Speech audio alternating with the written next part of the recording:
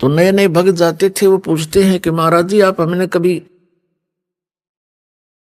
खुश नजर नहीं आए, आप ऐसे रहते हो जैसे आपका कोई चीज गुम होगी हो, मायूस रहते हैं। तो नानक जी ने कहा कि ना जाने काल की कर डारे, और किस विध डल जा पासावे, और जिन्हां ते सरते मौत खुड़क दी, उन्हां नू केड़ा हासा। कहा करते महात्मा कि तुमने ज्ञान कौन बालको, हमें अपनी मौत दिखाई देती है। 1 मिनट में 1 सेकंड में ना जाने काल के बिजली गिर दे किस क्षेत्र में डाल दे। सामने ठीक ठाक सोए थे, उड़ीसा में एक बार साइक्लोन आया था, ये बहुत जबरदस्त। पानी, समुद्र का जल हवा के वेग से 30-40 फुट ऊंचा उठकर अरे से चल पड़ता, फुल स्पीड से 200 किलोमीटर प्रति घंटा की स्पीड से। और वो इतना प्रेशर से चलता है, जिस क्षेत्र में से गुजरता है उनके मकान मकान सबको तहस नहस कर, और जो जितने भी उसके अंदर होते हैं सभी पानी में डूबकर मर जाते हैं। उनको कहीं इधर उधर जाने का समय नहीं मिलता।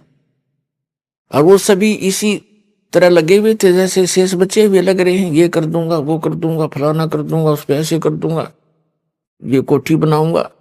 जो बनाना था वो प्रारंभ भी नहीं कर पाते। ये करना था जो भक्ति करो, परमात्मा ने याद रखो, और समर्थ की शरण में आने से ये आपदाएं भी टला करती हैं। तो क्या बताते हैं, ना जाने काल की कर डारे, किस विध ढल जा पासावे, और जिन्हां ते सरते मौत खुड़क दी, उन्हां नू केड़ा हासावे। हमने तो भाई अपनी मौत दिखाई देती है, और ना जाने यहां क्या बिजली गिर जा, और इसलिए सावधानी बरत रहे हैं। और वहां जाने की चिंता है कोई गलती ना हो जाए और फिर काल के जाल में फंसे रह जाए। फिर भक्तों ने पूछा, क्या आप सदा ऐसे रहते हो, क्या आपको कभी खुशी नहीं होती? संतों की जो खुशी है वो आत्मिक होती है, ऊपर लोग दिखावा नहीं होता। नानक साहब जी कहते हैं, साध मिले साढ़े शादी होंदी, और विछड़ जा दिलगिरी वे, अख दे नानक सुनो जहाना मुश्किल हाल फकीरी वे। जब मुझे मेरे भक्त, मेरे साध संगत आती है, सत्संग होता है, तो मेरी खुशी का ठिकाना नहीं होता। लेकिन वो दांदरे काट कर नहीं, अंदर से खुशी होती है। साध मिले साढ़े शादी होंदी, और विछड़ जा दिलगिरी वे, और जब ये चले जाते हैं भक्त, तब मुझे दिलगिरी होती है और चिंता सताने लग जाती है। किस चीज की? कि इनको मुश्किल से मैंने लाइन पर लाया है, विकारों से रहित किया है, उस परमात्मा को सतलोक में जाकर के देखा है, उससे प्राप्त ज्ञान के आधार से मैं इनको ज्ञान दे रहा हूं। क्योंकि आदरणीय नानक देव साहिब जी पहले हिंदू धर्म में जन्मे थे, श्री राम कृष्ण के कट्टर पुजारी थे, और ब्रजलाल पांडे के पास वो गीता पढ़ा करते थे, उनसे दीक्षा ले रखी थी। जब परमात्मा आए, उनको सतलोक लेकर गए सचखंड बेई नदी से, एक साधु रूप में आए थे, जिंदा महात्मा के रूप में, परम अक्षर पुरुष सतपुरुष, और उनको साथ लेकर सतलोक गए सचखंड, फिर वापस छोड़ा था। 3 दिन तक वो अचेत कहीं गुप्त रखे थे, उनका शरीर आत्मा को लेकर गए थे। तो उन्होंने आकर जो भी उस मालिक से वार्ता हुई, जो भी उनका आदेश था कि ऐसे ऐसे इन पुण्यात्माओं को आप भक्ति मार्ग पर लाओ, मेरा ज्ञान बताओ, और इनको केवल इतना ही अभी स्टार्ट करना, जैसे पहली कक्षा के बालक को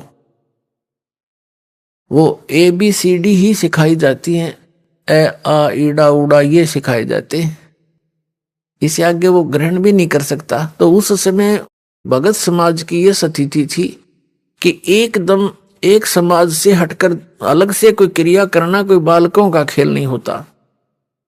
पूरा हिंदू समाज विरोधी बन गया, वो पांडे भी विरोधी हो गए, खुद पिता भी कालू राम मेहता जी भी विरोधी हो गए उन नकली गुरुओं के बहकाने सिखाने से कि ये तो ब्रह्मा विष्णु महेश को भी नहीं मानता, ये तो शंकर जी की पूजा भी नहीं मानता, ये तो इसे ऊपर भगवान बताता है। नास्तिक पैदा हो गया। लेकिन उन्होंने परवाह नहीं करी, आंखों देख रहे, कौन माने उनको तुरुआ की बता, फिर जिसने आंखों देखा भगवान को।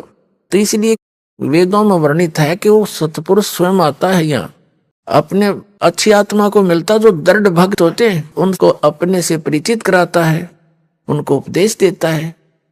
तो ये दृढ़ भक्त थे जिनको परमात्मा मिले। सारा समाज एक तरफ था, पूरा हिंदू समाज, और नानक साहिब जी एक तरफ थे, डगमग नहीं हुए। जितना भी मेहनत करी, खूब जगह जगह प्रचार किया, फिर प्रचार किया हुआ जो 10-12 वर्ष प्रचार किया उन्होंने, तो ऐसी बात नहीं, कुछ एक व्यक्ति पुण्यात्मा उनके ज्ञान से परिचित हुए, लेकिन बहुत कम। फिर वो एक स्थान पर रहने लगे, अपने घर पर ही 16 वर्ष अपने घर पर रहे, फिर अपना खेती का कार्य भी करते थे और सत्संग भी करते थे। तो भगत जन आने लगे, वहां सत्संग सुनने लगे। तो नानक साहब जी कह रहे थे कि भाई इनको मुश्किल से दिशा दी है, और जब ये यहां से जाते हैं सत्संग सुनकर, मुझे इनकी चिंता सताने लग जाती है कि कोई काल का दूत इनको फिर से भ्रमित ना कर दे, परमात्मा के बच्चों को फसल में कोई कीड़ा ना लग जा। और जब ये वापस आ जाते हैं एज इट इज अगले सत्संग में, तो मेरी खुशी का ठिकाना नहीं रहता कि मेरी फसल, परमात्मा का बाग सुरक्षित है। साध मिले साड़ी शादी होंदी, विछड़ जा दिलगिरी वे, अखदे नानक सुनो जिहाना, मुश्किल हाल फकीरी वे। कि यह भक्ति बड़ी मुश्किल बना दी, क्योंकि सत्य ज्ञान देने वाला एक, मिसगाइड करने वाले अनेक। तो एक उस समय एक की बात को स्वीकार करना हंसी खेल नहीं होता। वहां से जाते ही कोई कुछ कह रहा है, कोई कुछ कह रहा है, वाह भाई वाह, तुम कहां से ले आए कबीर भगवान, तुम कहां से ले आए ये ज्ञान, ये नाम। तो इसलिए रह रहकर सत्संग में आने से दृढ़ हो जाते हैं, प्रमाणों से परिचित हो जाते हैं, तो फिर वो भक्त सॉलिड हो जाते हैं, डगमग नहीं होते। तो इसलिए भय नहीं मानते अन्यों को मरते हुए देखकर भी, क्योंकि हमें तत्व ज्ञान नहीं, हम बालक जैसे हैं। 10 बच्चे हों छोटे छोटे और खेल रहे हो, साथ में गड्ढा हो, 10 के 10 गिर जाएंगे उसमें। एक गिर गया, दूसरा भी खेलता खेलता, तीसरा भी, क्योंकि उनको पता है नहीं ये मर रहे हैं, तू बच जा। उनकी इतनी बुद्धि काम करती ही नहीं। तो आज जब तक आपको ये तत्व ज्ञान नहीं होगा, आप उस अतिथि के बच्चे हैं। अब इस ज्ञान से आपकी बुद्धि विकसित होगी, फिर डर लगेगा, डर लगेगा तो उसका समाधान भी होगा। तो इसी प्रकार परमात्मा हमें ये ज्ञान कराना चाहते थे कि तुम इस झूठे सुख को सुख कहे, ये मान रहा बनमोद, ये सकल चबीना काल का, कुछ मुख में कुछ गोद। इस झूठे सुख को सुख मान बैठे तुमने सुख का तो आभास भी नहीं है। चाहे सारी पृथ्वी का प्रधानमंत्री बन जाए, सारी पृथ्वी का राष्ट्रपति राजा बन जाए, और उसको भी सुख नहीं हो सकता। सुख है ही नहीं यहाँ पर। हमने देख लिया उसको, राजा है, मंत्री है, मुख्यमंत्री है, झंडी वाली कार है, और बड़ी शोभा है इस व्यक्ति की। उसके अंदर जाकर देखो 36 टेंशन लिए फिरता है सारा दिन। सुख है उसको? यहाँ सुख है ही नहीं। सुख होगा कैसे? नमक के बोरे में और बूरा का, खांड का, चीनी का टेस्ट कोई खोज रहा है तो खोजता रहे, उसमें है ही नहीं वो टेस्ट। तो सतलोक तो बूरा का बोरा समझ लो, और ये काल का लोक मिलता जुलता उसी के उस वैसा ही है, डुप्लीकेट कॉपी कर रखी है। जैसे एक नमक हो कूटा हुआ, हर एक में बूरा भर रखी हो, बर्तन में, कटोरे में, एक जैसी लगे हैं, पर टेस्ट से पता लगेगा बूरा कौन सी और नमक कौन सा है। तो ये ऐसा है, ये तो नमक है, हम इसको बुरा मान रहे हैं। कहते हैं बुरा जान चाटत है रेही। यहां के जितने भी सुख हैं, स्वर्ग महास्वर्ग तक के, ये तो रेही चाटना है। रेही माने जैसे जिस जमीन के ऊपर सफेद सफेद फफूंदी सी हो जाती है, उसको रेही बोलते हैं हमारी देसी लैंग्वेज में। तो उसका टेस्ट जीभ परख के देखो, नमक से ही बुरा। तो परमात्मा कहते हैं और बुरा चख के देखो, फिर बुरा जान चाटत है रेही। ये इस सुख को सुख मान रहे, ये तो उस परमात्मा सतलोक के सुख के तुलना में बुरा और रेही यानी नमक समझो, इतना अंतर है। तो क्या बताते हैं परमात्मा कि तुम्हें अब बालक हो, डर नहीं लगता मृत्यु से। तुम ये सोच रहे हो नहीं, आदमी 100 वर्ष तो जीवित रहता ही है व्यक्ति, और जो यही आशा लेकर जी रहा था 20 वर्ष का मर गया, कोई 30 का मर गया, कोई 5 वर्ष का मर गया, उसको तो हम इत्तेफाक मानते हैं। तो वो इत्तेफाक क्या आप पर लागू नहीं हो सकता? वह बुद्धि काम करती नहीं, क्योंकि हम अबोध बालक हैं। तो उसके लिए इस ज्ञान की आवश्यकता पड़ती है। फिर आपकी रुचि न्यारी बनेगी समाज से, और आपका रह रहकर सत्संग माने को दिल करेगा। जब आपकी रुचि संसारिक बकवादों से हटकर बीड़ी, शराब, मांस, तमाकू, नाचा गाना, बेमतलब की चोरी, हेरा फेरी, जारी और रिश्वतखोरी, इनसे हटकर आप सही लाइन पर आओगे तो अन्य व्यक्तियों को फिर अच्छे से नहीं लगोगे, न्यों कहेंगे मूर्ख हो गया। तो जब कोई विभाग में कार्यरत व्यक्ति है और वो अपनी बुराई छोड़ देता है, रिश्वत लेना भी त्याग देता है, तो अन्य उसके साथी जो पहले जिस रंग में वो रंगा हुआ था उसी में वो तो अभी है, वो मजाक बनाते हैं, बुद्धि भ्रष्ट होगी इसकी, ये रिश्वत भी ना लेता, शराब भी छोड़ दी, बीड़ी भी ना पीता, तीसरे दिन सत्संग में जा है, मूर्ख है। तो परमात्मा कहते हैं जो भगवान के ज्ञान से अपरिचित हैं उनको तो हम मूर्ख दिखे, और हम न वह कति मूर्ख दिखे, वो किस आशा को लेकर जी रहे हैं। बिन उपदेश अचंभ है क्यों जीवत है प्राण, और भक्ति बिना का ठोर है ये नर नाही पाषाण। भक्तों की दृष्टिकोण तो ये बन जाता है कि बिन उपदेश अचंभ है, जो जिन्होंने नाम नहीं ले रखा, ज्ञान नहीं सुन रखा, अचंभ है, आश्चर्य है, वो क्यों जीवित हैं, किस लिए जी रहे हैं, वो क्या आशा लिए बैठे हैं। और भक्ति बिना का ठोर है ये नर नहीं, ये तो पत्थर है। अब फिर क्या बताते हैं कि संत भक्त जब इस बात से परिचित हो जाते हैं, परमात्मा के ज्ञान पर दृढ़ हो जाते हैं, वो संसार की दृष्टि में मूर्ख दिखाई देते हैं। उनके विषय में परमेश्वर क्या बताते हैं, अकल अलूने दीखते ये सर्व अकल के मूल, सदा रटे हरि नाम को ये झूले अनहद झूल। संसार को जो ये अकल अलूने दिखते हैं, अकल अलूने माने बिना अकल के आदमी, और ये तो सर्व अकल के मूल, ये सभी बुद्धि के, अकल के, ज्ञान की जड़ है इनके पास, इन्हें सब कुछ जान लिया।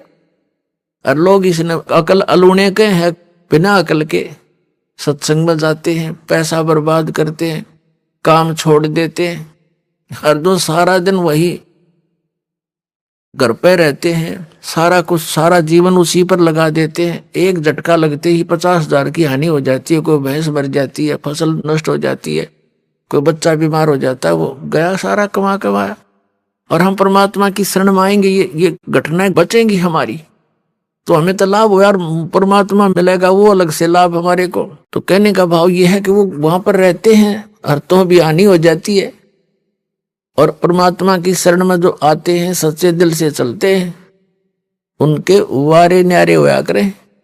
जब भक्ताएं कहानी होगी तो फिर भक्ति कौन करेगा, जरूरत नहीं फिर भक्ति की, आगे खड़ा पाओगा परमात्मा। बहुत से ऐसे प्रमाण हैं, लेकिन हम उनको थोड़ा सा अवॉइड ही कर लेते हैं कि ऐसा तो वैसे भी हो गया होगा, ऐसा हो गया होगा। एक भक्त बता रहा था जी, उधर से तो सत्संग का समय आ गया, और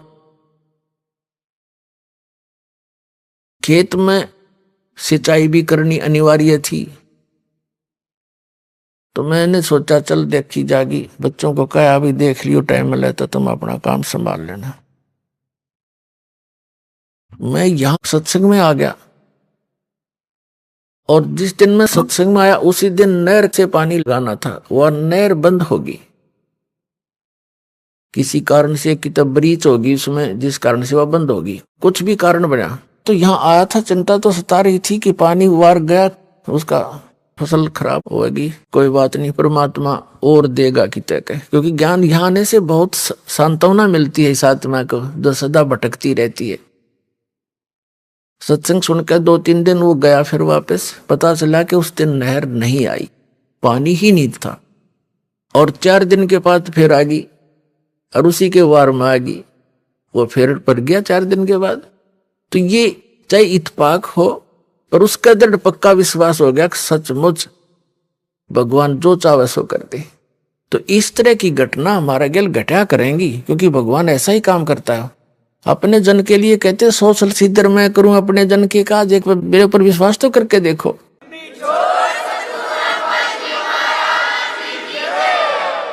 एक प्रमाण है कि एक संत परमात्मा कबीर जी का भक्त था,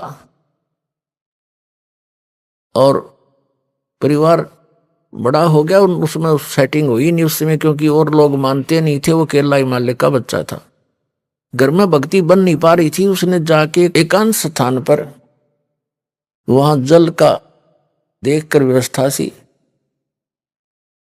और वहां अपना झोपड़ी डाल ली, वहां से फल फूल लावे तोड़ के खावे, और अपना भक्ति करे, दिन रात साधना कर रहा था। एक दिन वो बीमार हो गया, और उसने सिद्धांत सा बना रखा था कि पहले मैं हाथ पैर मुंह धो करके फिर अपना अन्य काम करूं, ऐसा नियम था उसका। जब तक वो हाथ पैर मुंह कुरला वगैरह ना कर लेता था, तब तक उसने अपना नियम बना रखा था, बाकी जैसा भी। तो वो अन्य कार्य नहीं करता था, कुछ आहार भी नहीं करता था। वो एक बार बीमार हो गया,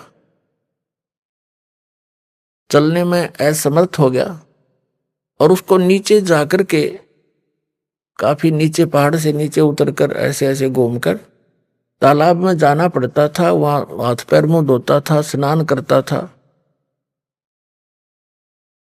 प्रतिदिन का उसका कार्य था। उस दिन वो ऐसा नहीं कर पाया, तो उसने बहुत चिंता बनी, और कसक के साथ मालिक को याद किया, है परमात्मा, आज तक आपने इस दास को कभी भी ऐसे नहीं रहने दिया, आज मैं विवश हो गया, और मैं हाथ पैर मुंह नहीं धो सकता, मैं कुछ खाऊं भी नहीं गा। ये सोचकर उसने दृढ़ निश्चय करके अपना लेट गया। 1 दिन बीता, 2 दिन बीता, 3 दिन, तीसरे दिन देखा परमात्मा ने कि शायद यू अट्ठी आदमी पर भगत सच्चा है, बाकी इस तरह की आंट लानी नहीं सी ये भगत ने। फिर भी क्या किया मालिक ने, इतनी वर्षा कर दी, इतना पानी बरसा दिया, कुछ ही समय में पूरी पृथ्वी पर जल हो गया। अब वहां जल तभी पहुंच सकता था जब पूरी पृथ्वी पर 200-300 फुट पानी खड़ा हो जाए।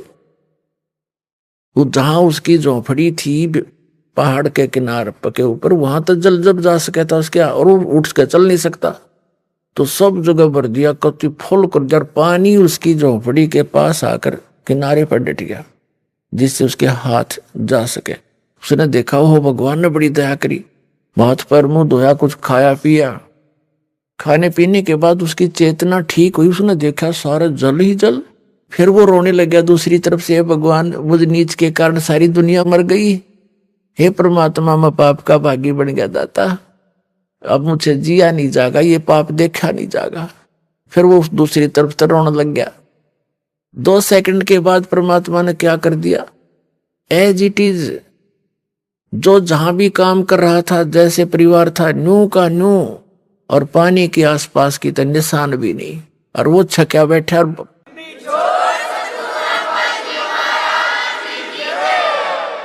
किसी को आभास भी नहीं होने दिया और उसका पेट भर दिया। तब आकाशवाणी करी के भक्त, दारी मेरे संत की मोह से मिले ना अंश, और भला बुरा बाचे नहीं। ये बकवाद इस तरह की आठ अडांस लावा नहीं, सोई हमारा वंश। अब उसके माध्यम से अन्य को भी शिक्षा दी परमात्मा ने कि ठीक है, जो मेरा भक्त धारणा कर लेगा उसके लिए मैं कुछ भी कर सकता हूं, पर थोड़ा बहुत सोच समझ कर डिसीजन लेना चाहिए तुम्हें। तो क्या बताते हैं आदरणीय गरीबदास साहिब जी अपने कबीर परमात्मा के विषय में बताते हैं कि मौला थल से जल करे और जल से थल कर देत, और साहेब तेरी साहेबी अब श्याम कहूं सवेत। क्या बताते हैं कि वो मौला कबीर परमात्मा पूरी पृथ्वी पर एक सेकंड में जल जल भर दे और दूसरी सेकंड में वैसा ही कर दे, उसी तरह जैसे जो जहां बैठा था एज इट इज पूरा स्वस्थ परिवार सारा काम नो का नो कर सकता है। वो परमात्मा इतना समर्थ है। फिर कहते हैं कि हे साहेब तेरी साहेबी, हे परमात्मा आपकी लीला को अब श्याम कहूं सवेत। श्याम तेनो का अगर काला काला धन यानी काला आदमी है यो भाई निकम्मा, और सवेत ने कहा साफ आत्मा का आदमी है। ते अब कहते हैं तुझे मैं बुरा कहूं कि अच्छा कहूं। कहते हैं मौला थल से जल करे और जल से फिर थल कर देत, फिर उसा कर दिया उसने सब कुछ मिटा दिया और फिर जो का त्यों बना दिया। नो कहे साहेब तेरी साहेबी, हे परमात्मा तेरी लीला ने इब काली कहूं सफेद, तने बुरा बताऊं का अच्छा। यानी ये परमात्मा वो समर्थ है कि तू गलत कर ही नहीं सकता। अगर तेरे पर कोई निश्चय करके रहता है तो 100 आपत्तियां आती दिखेंगी, ऐसे फेंक देगा ठाक है कि तो खोजी नहीं मिलेगी।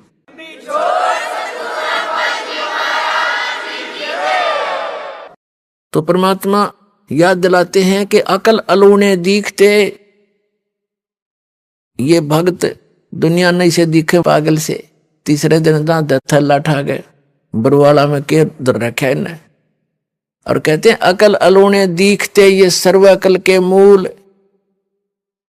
ये तो सब ज्ञानों की जड़ है, सब बुद्धिमानों के बुद्धिमान है, इनके जड़ है इनके पास बुद्धिमता की। और सदा रटे हरि नाम ने ये झूले अनंत झूल। ये तो निश्चित तो कर रहे हैं परमात्मा की भक्ति कर रहे हैं, और 2 रोटी दाता ने देनी है भाई। प्रथम तो हम भूल चुके हैं कि जो किस्मत में वही मिलेगा। ये तो आम व्यक्ति जो भक्ति ना भी कर रहा है उसने भी नोट कर लेनी चाहिए, जो लिखा है वही मिलेगा। कहते मासा घटे ना तल बधाए विद ना लिखे जो लेख। और फिर भी हम कोशिश करते हैं अपनी बकवाद सोच से हम उस परमात्मा के नियम को चेंज करना चाहते हैं। परमात्मा ही कर सकता है फिर उस नियम को चेंज। आप इस कबीर परमात्मा की शरण में आने के बाद पूर्ण संत के माध्यम से फिर आपके भाग्य में ना होगा कोई वस्तु आपको आवश्यकता है तो भी देगा वो मालिक। मासा घटे ना तल बधे विद ना लिखे जो लेख, और सच्चा सतगुरु मेट कर ऊपर मार दे मेख। फॉरएवर खत्म कर दे जो आपके जीवन में दुख आना हो।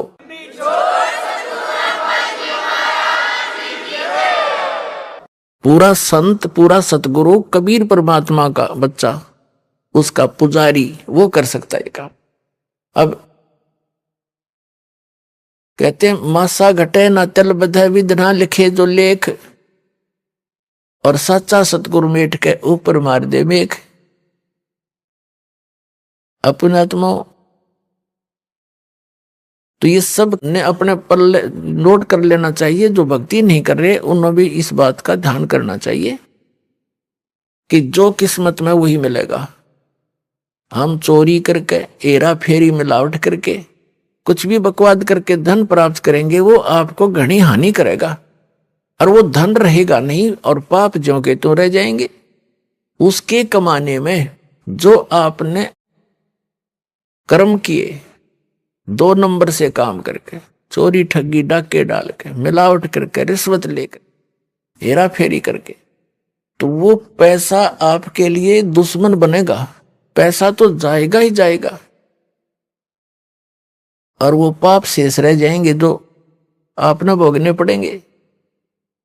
ऐसे बहुत से प्रमाण है। और हम अपनी सोच से और परमात्मा के विधान चेंज करना चाहते हैं तो महामूर्ख है हम।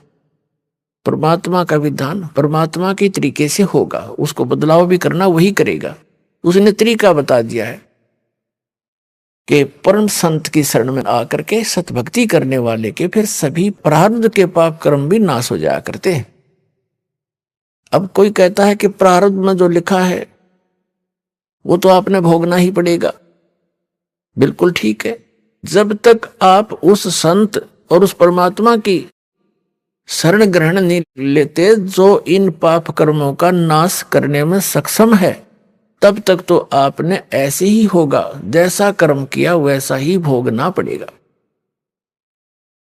अब जैसे हम भक्ति किस लिए करते हैं, आपत्ति आई उसके निवारण के लिए चलते हैं कि निवारण हो इसका, और किसके पास जाते हैं, साधु संतों के पास जाते हैं।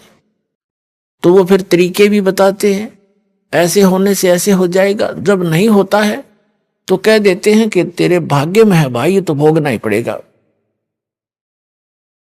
पुण्यात्माओं, जो भाग में दुख होना है और वो भोगना ही पड़ेगा, फिर भक्ति की क्या आवश्यकता रहेगी, तो नास्तिक हो जाएंगे कुछ दिनों में। एक व्यक्ति कह रहा था, एक भक्त था, हमारे गुरुदेव का भक्त था, और उसने दीक्षा ले ली। वैसे तो नहीं लेता, वो नास्तिक टाइप हो रहा था। फिर किसी से उसने हाथ दिखा लिया, अपने जो जंतर मंत्र ये ज्योतिष वाले होते हैं, पामिस्ट,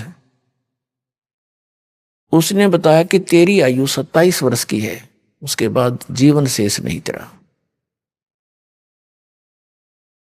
उसको चिंता बनी, क्योंकि जब तक मृत्यु ना दिखे इंसान ने तब तक यू अंडी पा क्या अंडा है, फिर नहीं समझता किसी ने। और जब इसको नो पता लग जाए तेरी मृत्यु होगी, फिर इसकी घिघी बन जाती है। उसने सोचा कहीं इसने गलत बता दिया हो, और दूसरा बढ़िया पामिस्ट पूछा किसी से, उसने बताया कि वो फलाने उसमें रहता है, इतने रुपए लेता है, और बिल्कुल 100 की 100 सच आपके अंक बता देगा किस्मत के। वहां गया, उसने भी जाते ही बताया तेरी आयु 27 वर्ष की है। अब चिंता का ठिकाना तो नहीं रहा, लेकिन फिर भी सोचा और पूछूं, 3-4 से उसका था, मैंने पूछा और सब ने एक फाइनल कर दिया। और उसमें उम्र थी उसकी सारी 23-24 वर्ष की। तो उसने चिंता खाने लगी, घर वालों को बतावा नहीं। फिर उसको राम की कथा भी सुनाने लगी, क्यों मौत निकट दिखाई देती।